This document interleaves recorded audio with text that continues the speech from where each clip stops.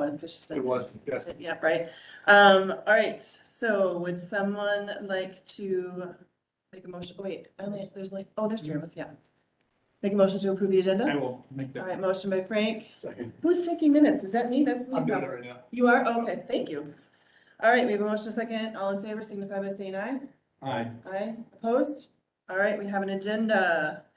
Item number 4, radio project information and discussion. Welcome, Mr. Day. Good afternoon. So I've got a little PowerPoint here that we'll run through, but certainly it's an open discussion here for a chance to collect any questions.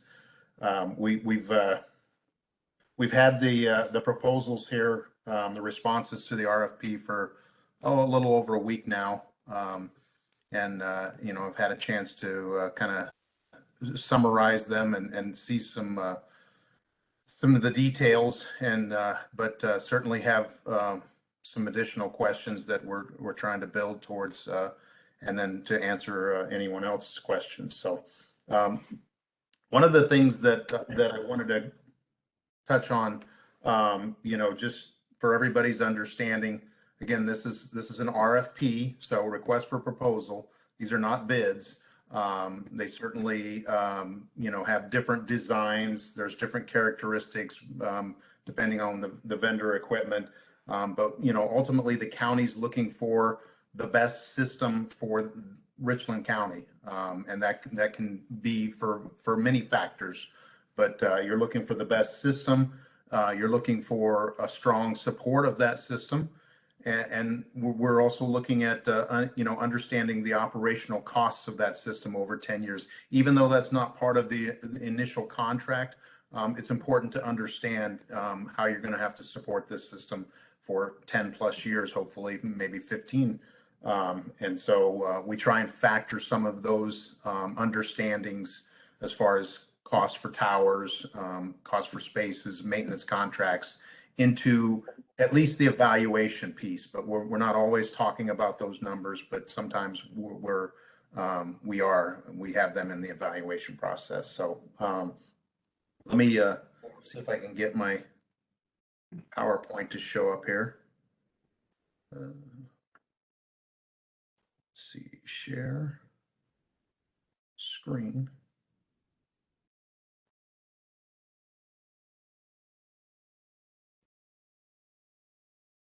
Is that coming through? Yes. Okay.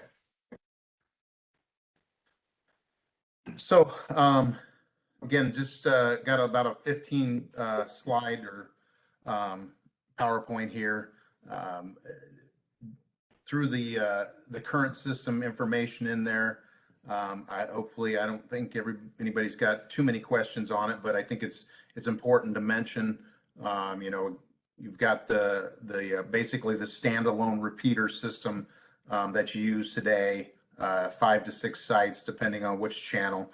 You've got your 2 main channels, sheriff and sheriff and fire, that are used by the public safety folks, and some additional information in there about pagers and interoperability, and so those are the tasks that we're trying to accomplish with this new system, is the replacement of this equipment. And we know that the equipment itself is severely past life support. So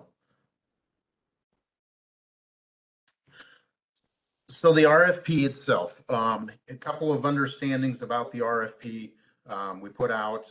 Certainly we were with our primary, and we've got some options here. Primary being what the main focus of the RFP was, and what we call King is coverage. So trying to reach for that public safety coverage, cover 95% of the area that we identified. And we've got a couple of different areas depending on what kind of type of coverage we're looking for that we identified. And then of course the reliability factor. And the thing to understand when we talk about these proposals and reliability, 95%, is that that the designers build in a lot of loss factors. So we want the radio. When we talk about portable radios, we want to make sure that we're all talking about a portable radio that's on the hip of a user, and he's using a speaker mic. And believe it, there's enough of a difference there between that and a person holding a radio in their hand and talking to it in front of their face, that you need to account for that additional loss. And so we want to make sure we're reaching those kind of reliability factors in the request, so that that radio works in worst case scenarios. And so there'll be days when other factors impact the coverage, and we want to make sure that the designers are taking these into account. And so they both use independent software design systems to come up with how their equipment works, and so they add in these additional what we call losses, just to make sure they're reaching it, and then they're very comfortable with the map results that they get. As well, we are going to be looking at how the radio system would operate in building, and so we've got factors in there as well for that. So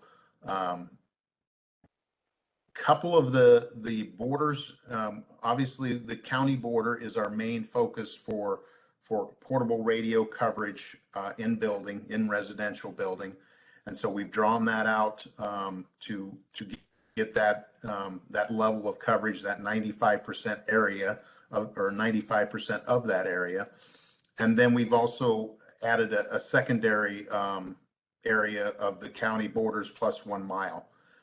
And so understanding that when we ask for a 95% coverage of the county borders in building portable radio, that when you see a map that shows that, and a map using the same system that shows portable on the street, you're going to see improvements to the portable on the street.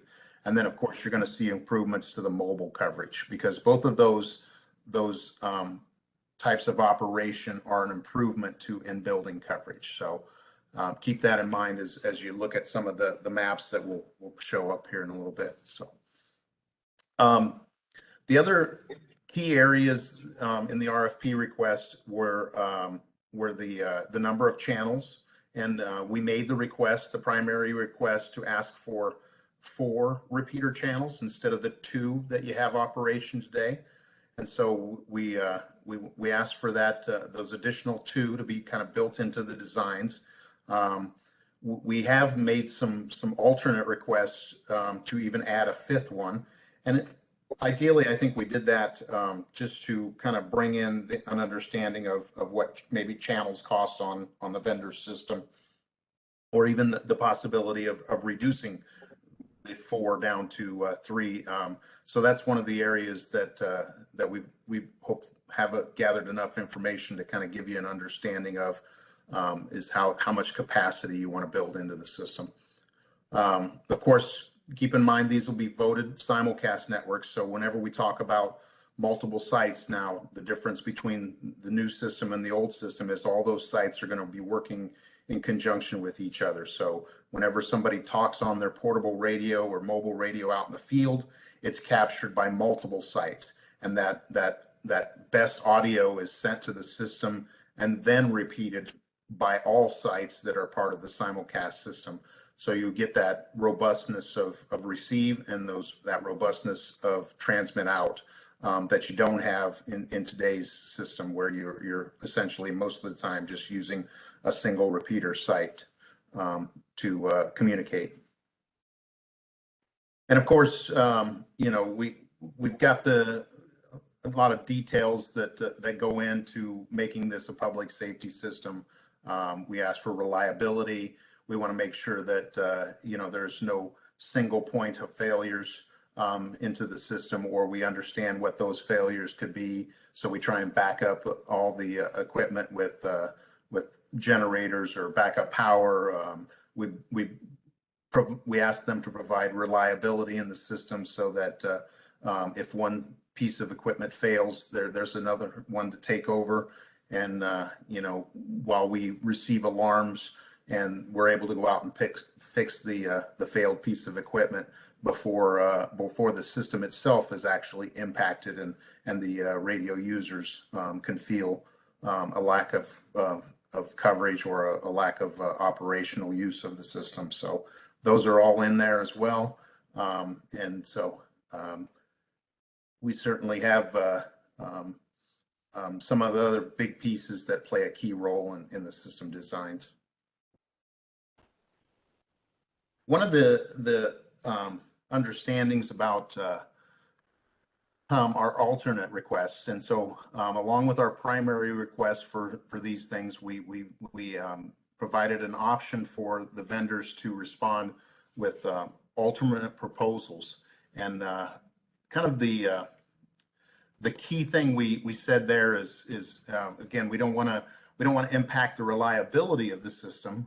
We certainly want that 95% reliability of the design. So we want to make sure we're still using the same factors to determine the coverage that we look at.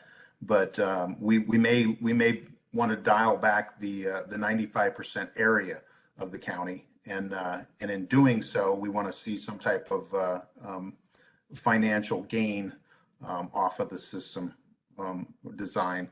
And to me, that's likely. Was there a question? No. Okay. No.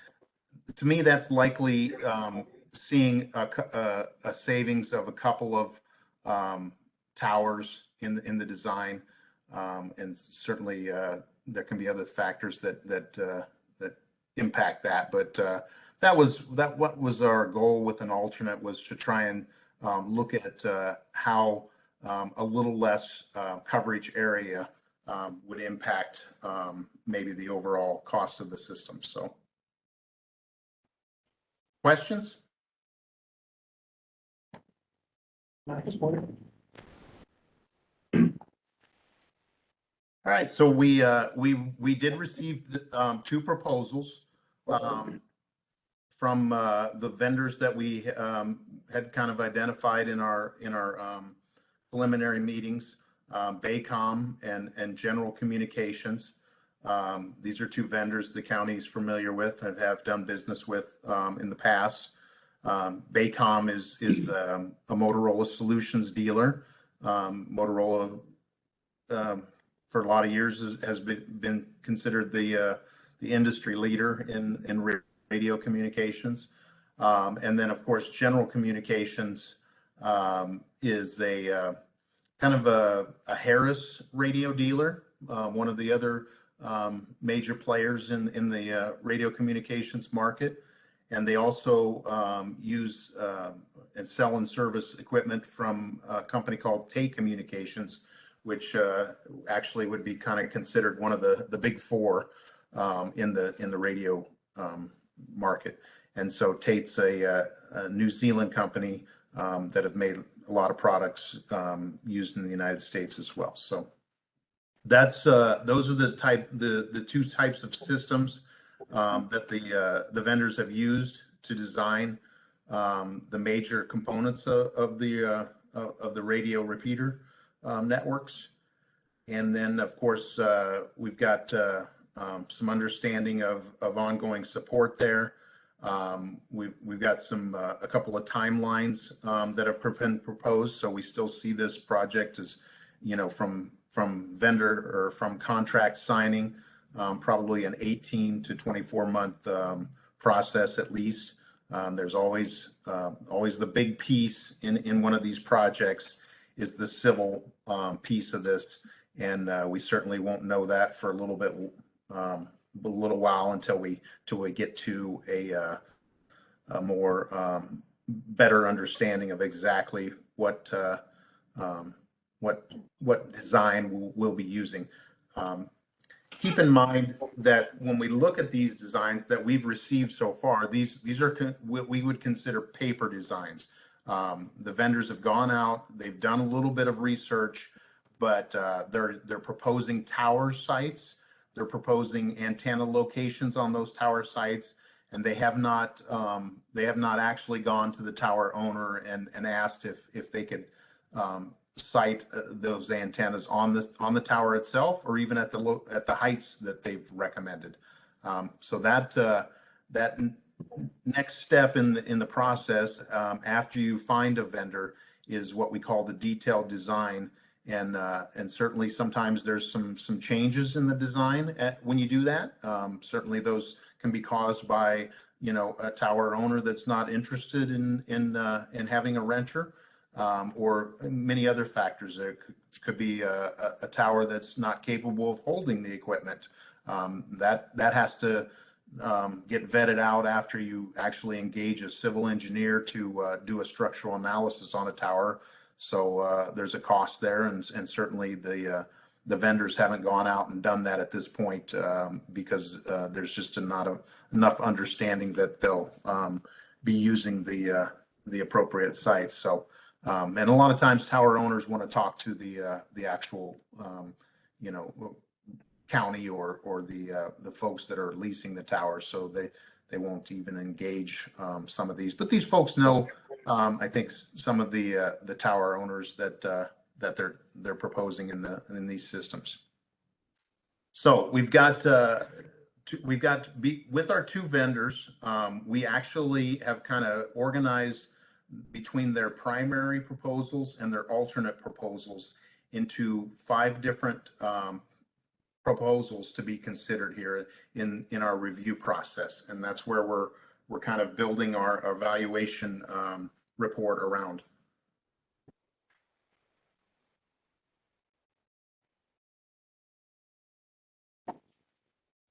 We have an hour, right? Well, not quite, because we have to end this meeting at 10 too, so I can allow the other people to come in, so. Okay. I think we'll be all right. I just want to make sure I understood what, you know, didn't talk too much. But so here's a table that we put together in the evaluation report. And again, kind of comparison, as you look at the vertical columns here, you can see we've got our vendors, we've got their primary responses and their alternate responses.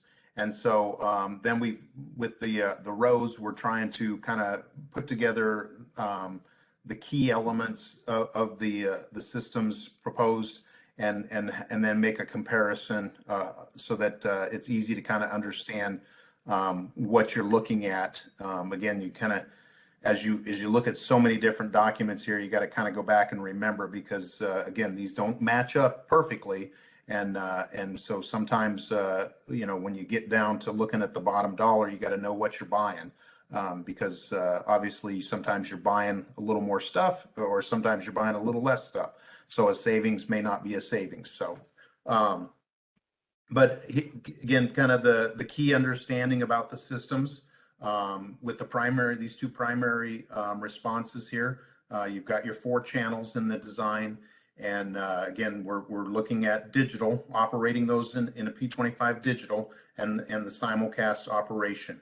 And that stays pretty true throughout, except in the Baycom alternate, where they did drop one of the channels. Not to say it couldn't be built back in, but just in the proposals as we look at them, that's what they've provided. And so next column down there, next row down, gives you a real good understanding of where the tower sites and how many tower sites are supported with these designs. So currently I'm kind of making a comparison of the 2 primary. And when I talk about these primary systems here, these are the ones that meet the 95 coverage in the 95% area, just like we asked them to do in the primary. So these would be, you know, turnkey, ready to go. And you know, the vendors would have to prove that they've met the 95% coverage. So big kind of difference between, you've got 13 sites there at the Baycom primary and 10 sites in the GenCom primary. But these are made up by transmit sites or transmit receive sites, and then also by receive sites. So VHF, you know, in these designs, VHF tends to broadcast from the repeater out to the user in the field at a better rate than the user, be it a smaller power level, smaller antenna, can get back to the actual tower site. So a lot of times, in order to get your talk in coverage, you need to provide some receive sites throughout the coverage area to help those portable radios reach those levels that you want them to reach. So as you look at them, you've got some of those sites that are just receive only operation, but ultimately the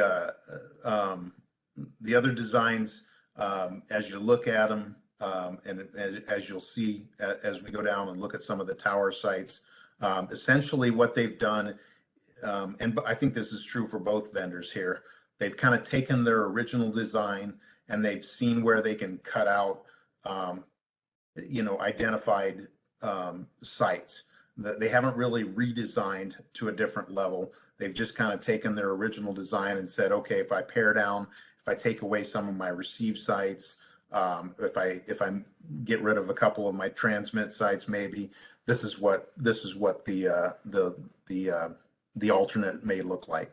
And so kind of keep that in mind as we get down further down here. Again, Motorola is using their repeater, standard repeater. It's been on the market for quite a few years. Again, same with GenCom, using a Tate product, been on the market for quite a few years. So very proven pieces of equipment on both ends. So here's, coverage maps are very challenging to look at. Ideally, especially on a computer, but even if you were to look at the paper copies that the county has, very challenging to look at sometimes. Sometimes they put some roads in there. I think at the one on the right, which is the GenCom coverage map, you've got a few roads in there that gives you a little context. You probably understand a little bit better than I do. The one on the left is the Baycom model, and without roads, you know, it's a little more harder to discern. Well, maybe there's some roads in there. They're just not very well lit up. I think there are. So it's a little harder to discern coverage spots. But as you kind of look at these, what I like to try and do is kind of try and take an overall view, and maybe look for those.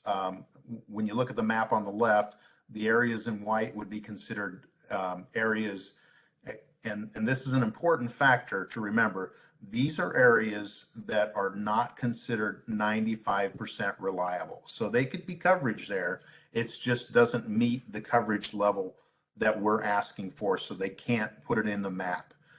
So again, 95% reliability is a good public safety standard. And so the other piece that, and that's kind of represented on the map on the right with the red and the yellow. So those are areas of concern of lower levels than what's anticipated. Now, I pulled this map first because this is your portable indoor coverage maps. And these would be considered the talk in, which is again considered the harder level to achieve. So this is worst case scenario. Your talk out maps would look slightly better than this. Questions on maps? The other thing I will tell you about the Baycom maps, and this is something sometimes we have to reach back for clarification, is Motorola's software that they use. They like to cut your coverage off at the border, and so it's a little harder. I don't know why it looks like it's leaked out a little bit here in some places, but it's a little harder to understand how far out it goes. And certainly I've clipped these things out of the proposals. So I'm just trying to expand them as much as I can to give you a focus on the county itself. Next one here is portable on the street.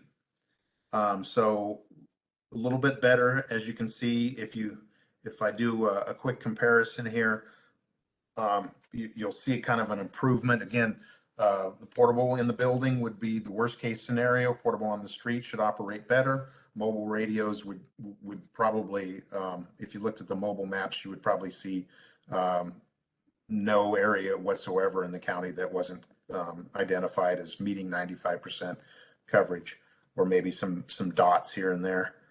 But if I don't know if you can kind of see that as well as I can. It's a little easier for me on the computer screen, but I kind of roll between these two, and you kind of see the areas green up. And again, this is the better version of it because it'd be portable on the street.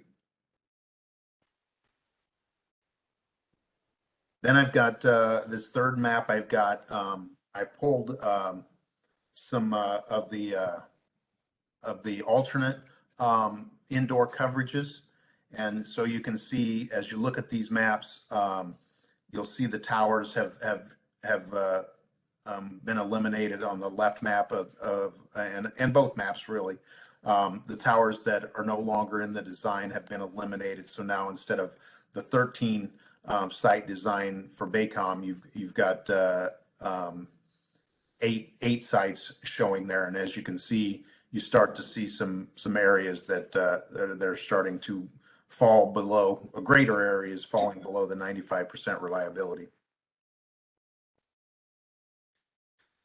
One of the things that I have as a question, Baycom provided that we were not meeting the 95% coverage in their alternate design, but did not really give us an understanding.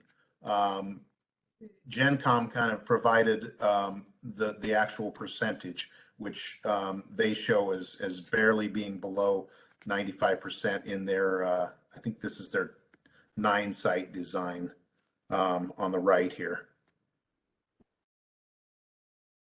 So not too much far below the 95%, but obviously you can kind of begin to see where areas are, and areas outside of the county would not even be counted. So, but you can see where the map is starting to change. Quickly, here's a list of their sites. Kind of two highlights there. The blue is sites the county's currently leasing on, and the green are what we call greenfield sites, where the vendors have recommended you build a brand new tower. And so again, each vertical shows the alternate or the primary and alternate proposals that we're looking at, and then gives you a list of those tower sites. And we'll use these.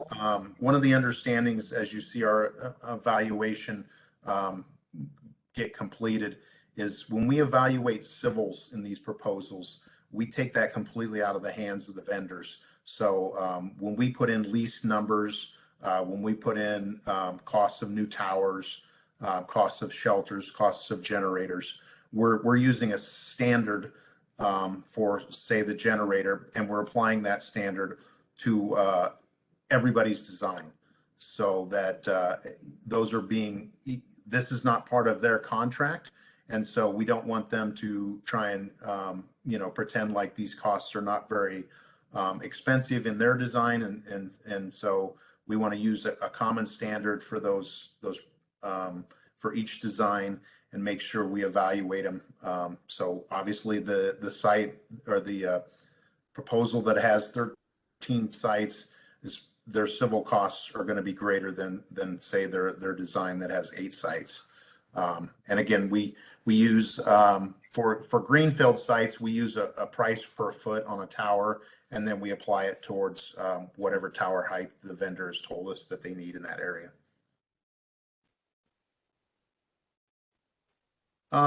Just real quickly, because I don't want to spend too much time here, but backhaul is a big piece of a system. We've got to keep these sites connected together. If we don't keep them connected together, again, the simulcast operation falls apart. We like to do that for public safety having two different paths to a tower. We use microwave to connect them together. Both vendors have used microwave here in their proposals to connect these sites together. The key thing there is when you look at the rows, is that second row down kind of shows you where vendors have said we will have that site part of a ring, which means that the actual site itself has two different paths to it. So if you lose one path, the system still operates until somebody gets out there and fixes, finds the reason the microwave link went down. But that's only good in those ring sites. Where you see spur sites, those are just a single one tower linking to another tower. And so those spurs have a little more or a little less reliability to them, or potential reliability. If the microwave drops out, they drop out of operation with the system. They basically island themselves. Sometimes we can do a little bit of redundancy in the spurs by using what we call hot standbys, which means that you just basically have a microwave link that has two different or has additional radio equipment or equipment to keep it operational. But essentially, if you were to lose the microwave dish, you only have one of those. And so the spur is just a little less reliable.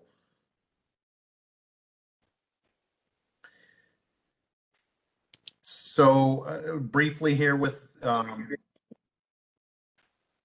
paging, we asked for VHF analog paging to replace the system as it is today. Vendors with a pager, the understanding there is that a pager device is even a little worse or a little less reliable than a radio, a portable radio. The antenna system on a pager makes it a little more challenging to receive. So essentially what you see in the designs is wherever there was a site in their design, the radio vendor proposed a transmit, analog transmit repeater or base for paging operation. And again, that's even on sites that maybe were receive only. So instead of having that breakup, they just would put a transmitter everywhere. And you can see with the alternates, you begin to see the coverage drop off with paging when you get down to less sites. We've got a slide on radio consoles, and I guess the key thing I would mention here is that, and this is true with both vendors, Baycom has provided Motorola consoles. The 7500 series has been around for quite a while. GenCom is using a product called Mindshare. Again, these folks have been in the market for quite a few years as well. So both good products. But the key understanding about these consoles that would be used in either design is that these will be networked to the actual radio system. And so they'll have the proposals from both vendors is a microwave link from the local tower down to the courthouse, and providing a network connection that allows you to basically access the main channels of the system just through that network connection. And then, of course, backup radios if there were some type of failure to the network connectivity. A little bit of touch on here, secondary channels. Mainly, one of the key ones is the highway channel. So that's there in the first row. Again, we asked for a little bit of different coverage expectation for the highway channel. We asked for mobile coverage throughout the county, and so they're able to achieve that using fewer sites in their designs. Baycom identifying two sites in their design, GenCom identifying 3 sites to achieve the again mobile coverage throughout the county. And both of those would be analog operation and not digital. So, and then of course, a couple other channels for mutual aid have been identified for replacement of existing equipment that's connected to the console today. So, Does that mean that Baycom was muted to Mark 1 and IFER, because those were things that you were specifically asking about? that's that. So yes, I've got a blank there right now. That is a clarification question as well for me, because I do not see any information in there calling that out specifically. So for right now, I've got that blank. Again, not to say that it couldn't be added to the design, but I want to make sure we understand what's in there and what isn't. But for right now, I'm going to say I don't see it in there. Is that your question? That was there. Okay. And certainly, you know, I'd mentioned with mutual aid radios, again, I know we've had some other questions about what's available. I think once you get your base design, sometimes there's certainly some additions to a new system for other channels to make it more robust. You know, you may decide that you want a couple of Wiscom channels available for patching or whatever. But certainly when we look at these things, we're talking about thousands of dollars and not hundreds of thousands of dollars, or I guess should say tens of thousands of dollars, not hundreds of thousands of dollars to get whatever you want. And that's a lot of times is we certainly want to make sure we've got it in the budget just to make the budget as robust as possible. But certainly it's something that sometimes gets added using contingency funds or something along the way as things change. You know, when you finally get to implementation 18 months to 2 years after you start a project. I threw this slide in here just again, kind of the quick understanding of what we had in the assessment report for subscriber equipment. My mention here right now in the report, we've got both vendors providing us an understanding of various pieces of equipment that they propose to use in their proposals. Again, Motorola, Baycom is sticking with Motorola products.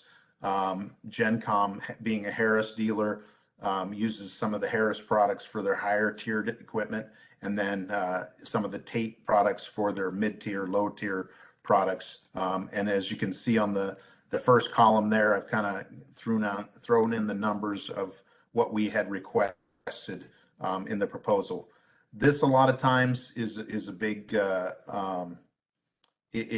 becomes kind of a budgetary number, whatever the county settles on, and a lot of times gets kind of reworked probably 12 months into a project really to get down. You know, at that point you may have changed some vehicles out, or you may need a couple more portables, but we have kind of a base understanding.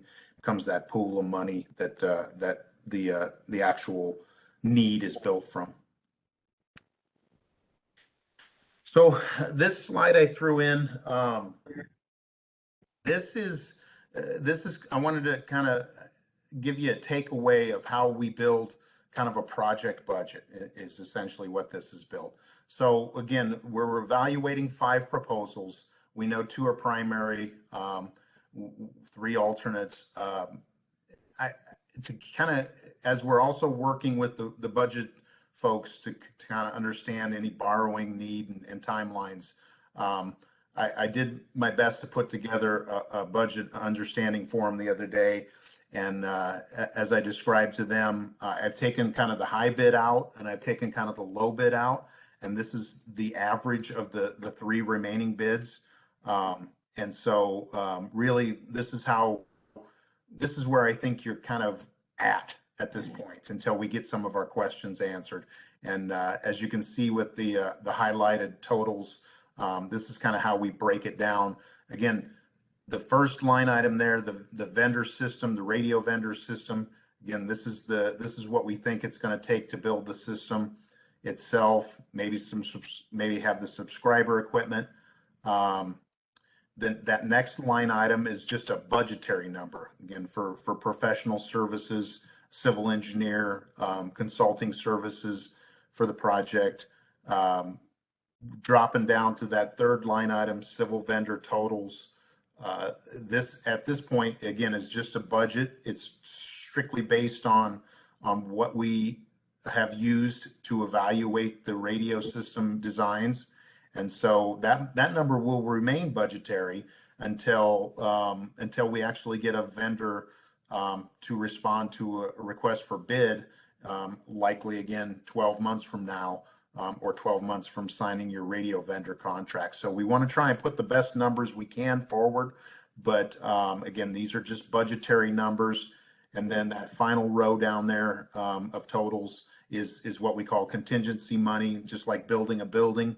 There's going to be some things along the way we don't know, but so we try and throw in whatever contingency the county thinks is best to understand your borrowing needs. But right now, and this particular table here doesn't really show you the ongoing costs of maintenance, the ongoing costs of operating the system. This is just what we would consider a project budget sheet. So right now, we're kind of showing the project itself at sitting about $7.5 million.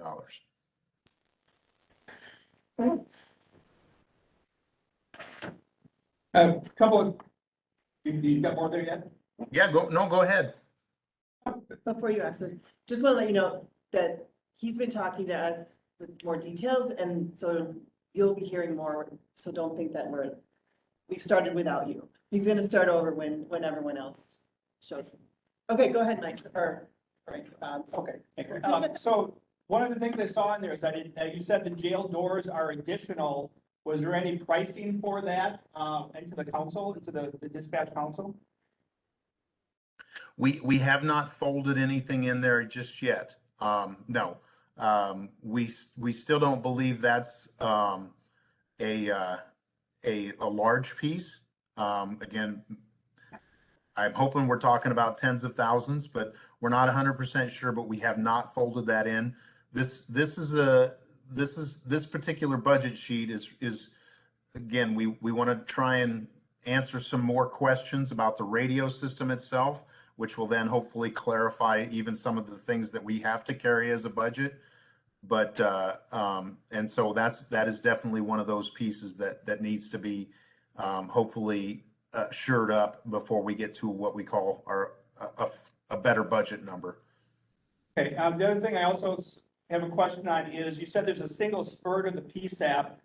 That is the single point of failure to the most important connection to all the EMS, to all the services. Is that what I'm understanding when you say that there's a single spurt of the PSAP with no redundancy?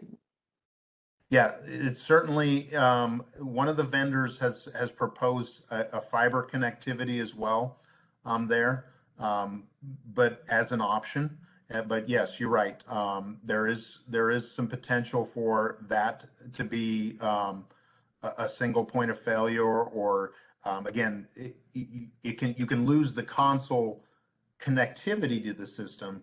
And there are other ways of handling that backup redundancy. You can have backup radio units so that the console it still operates. It loses a little bit of its priority and some other things. But those are the things that we want to kind of work out what that need is as far as being very reliable, or do we have the backup capabilities there that we feel like that system's going to perform 99% of the time, and we're okay with the 1% if it has to use some type of backup radio. And I guess the last thing I have then is vehicle repeaters. You're not including those in any of the pricing because you're presuming the 95 at the hip would eliminate vehicle repeaters. I didn't see those in the equipment list.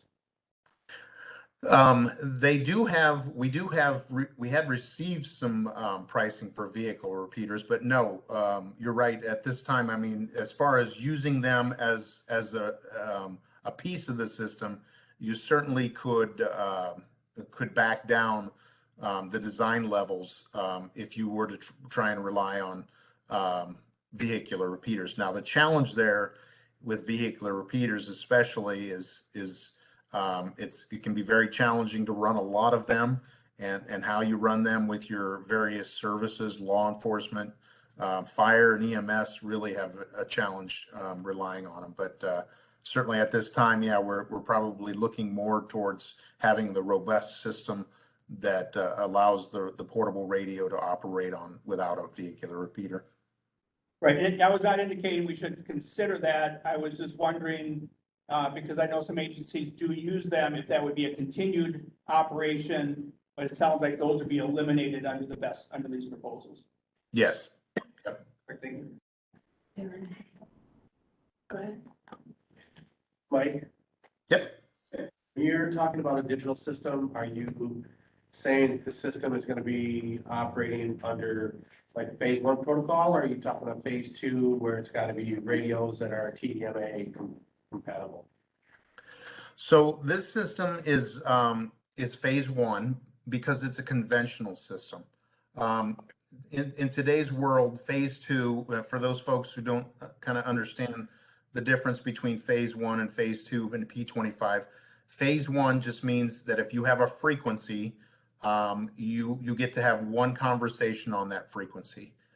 Phase 2, which again is only supported in trunking, and you folks aren't moving to trunking. You could at some point move to trunking, but there's even another side piece to that. But again, phase 2 means that when you have a phase 2 repeater channel, you can actually have two conversations, two independent conversations going on at the same time. So it's likely at some point, you could migrate to that, and the P25 Association is working on having a conventional phase 2 channel. So this is kind of, we're getting into a lot of speculation here, but it's possible that if you built a system today that was phase 1, which is what you have to build because that's all that's available on the market today. But if you built a 2 repeater channel system today that was phase 1, and they work out the standards, say in the next 3 years or whatever, to allow those conventional repeaters to operate phase 2, your 2-channel system, again, after being probably upgraded or firmware upgraded, or however the vendor would support that process, and again, making sure your portable radios or your subscriber radios could support phase 2 operation as well. But your 2-channel system could actually give you 4 channels, or 4 talk paths as it's referred to. So keep that, maybe that is a good thing to kind of keep in mind as you make the decision here about channel capacity. Again, if you build a 4-channel system now, it could be 8 channels down the road somewhere, but 8 channels is probably beyond what you would ever really need. But again, that's right now, there's no timelines or anything that I can give you to say that's going to happen within the next few years, but it's certainly capable, and they're certainly pursuing the standards there. Hey, Mike, I didn't see the convention. we're gonna go ahead and switch over to the other WebEx. Does he need to switch over? Yeah, you'll have to join the second meeting. Oh, I don't know if I have an invite for a second meeting. I'll make sure you do. I'll send it to you right away. Okay.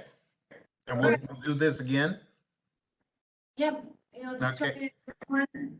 I have to stop it and then start it because it had gone 2 separate invites. No problem. All right, we'll see you in a second.